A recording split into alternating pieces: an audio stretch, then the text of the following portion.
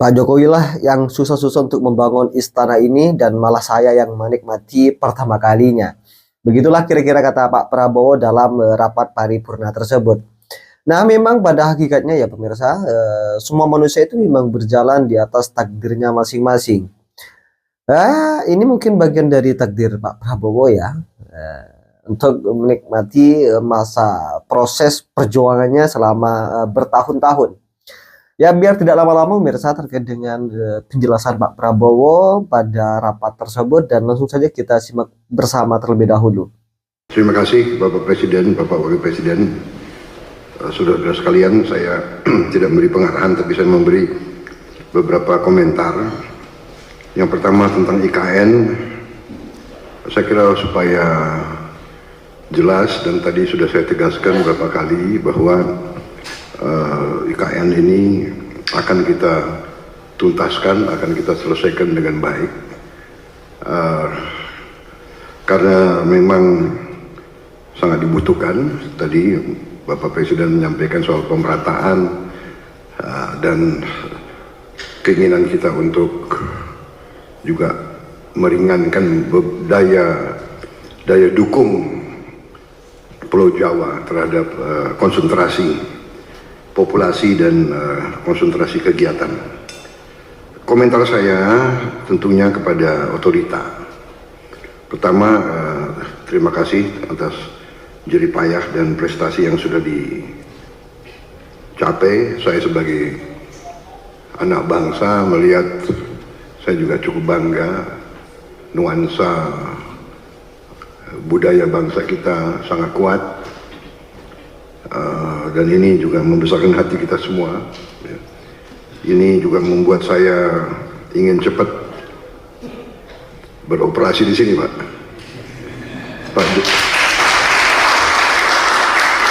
Pak Jokowi yang susah-susah, yang menikmati pertama saya, ya itulah takdir, Pak, begitu. Minta maaf, Pak. Tapi ini kebanggaan, Pak. Jadi saya bertekad juga untuk tegaskan di sini bahwa kita akan lanjutkan, kalau bisa kita percepat. Dan saya di sini khususnya juga terima kasih dukungan Pak Presiden Jokowi dan semua rekan-rekan Menteri, Menko, sekali lagi Menteri Keuangan, Menko Perekonomian yang terus membantu saya menyiapkan APBN yang akan datang. Ini sangat membuat saya optimis. Walaupun tantangan global besar, tapi kekuatan kita besar.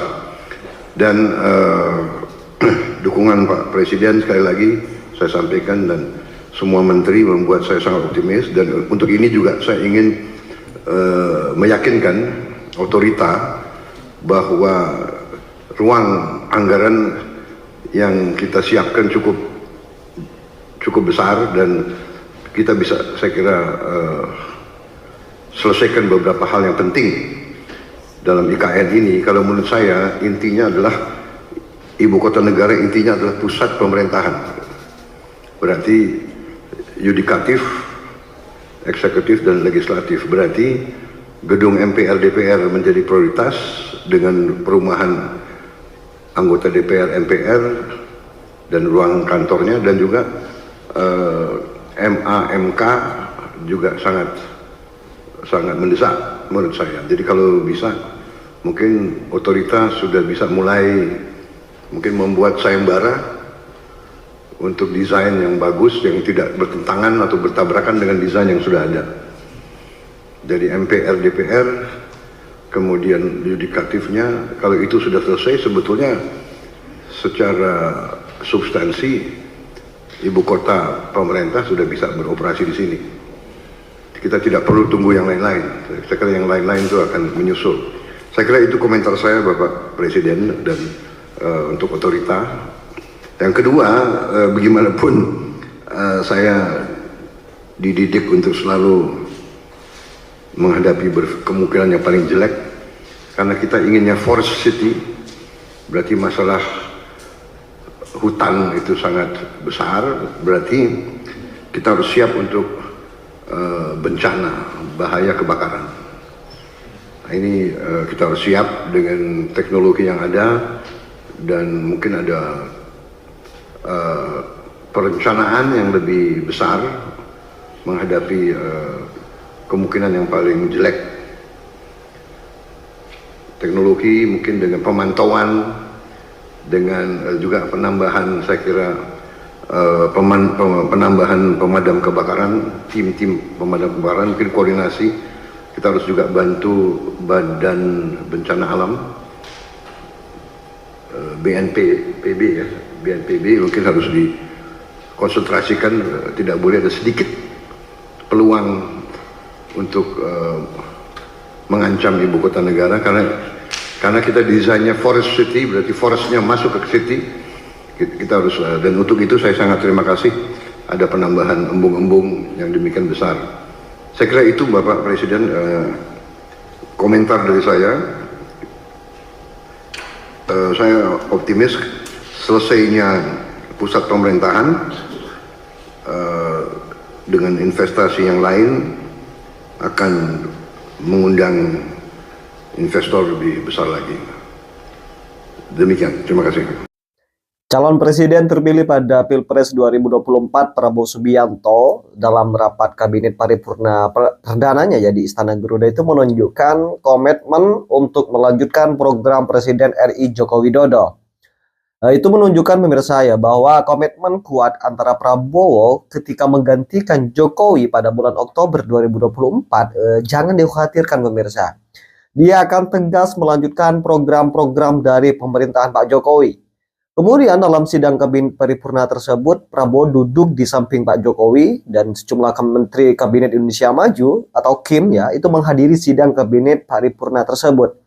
Dan menurut saya, perlakuan istimewa Jokowi kepada Prabowo yang ditampilkan ke publik merupakan wujud sinkronisasi kepemimpinan untuk keberlanjutan pemerintahan ke depan.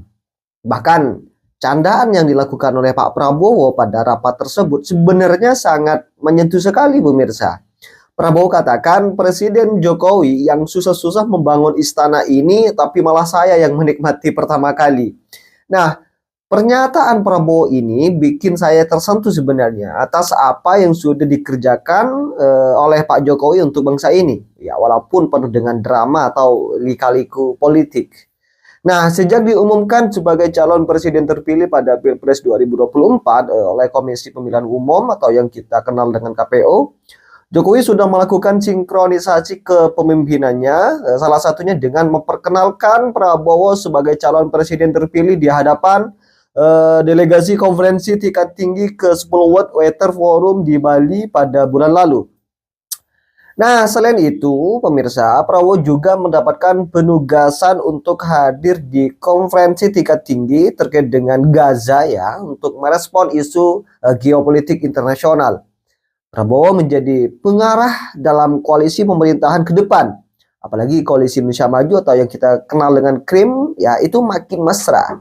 Nah, untuk itu pemirsa, program-program yang akan dieksekusi ke depan setelah pelantikan pada tanggal 20 Oktober 2024 nanti adalah keberlanjutan, baik itu makan siang bergizi, pembangunan Ibu Kota Nusantara atau IKN maupun hilirisasi. Nah, bagi saya pemirsa, posisi Prabowo itu sangat tepat buat pembangunan bangsa ke depan.